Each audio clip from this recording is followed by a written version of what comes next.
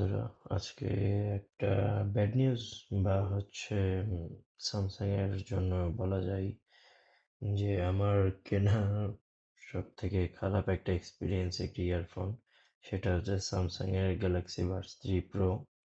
তো এইটা আমার মোটামুটি 8-9 মাস ইউজ হয়েছে, যথেষ্ট আমি কেয়ারলি ইউজ করি। এটার কেসিং এর মধ্যে বা সিলিকন যে কভার রয়েছে, বাট সাডেনলি লাস্ট নাইট দেখছি এই জায়গা থেকে কালারটা পিল হয়ে উঠে যায়।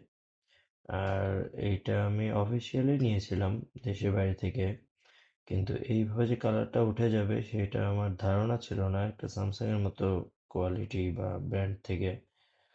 তো জিনিসটা অনেকটাই খারাপ লেগেছে, কারণ সাদা কালারটা নেইনি। কারণ সাদা কালারটা অ্যাপেলের মতোই দেখতে বা কিছুটা এরকমই। আর এইটা নিউ একটা কালার ছিল, বাট এইভাবে কালারটা উঠে যাওয়ার জন্য খুবই মন খারাপ।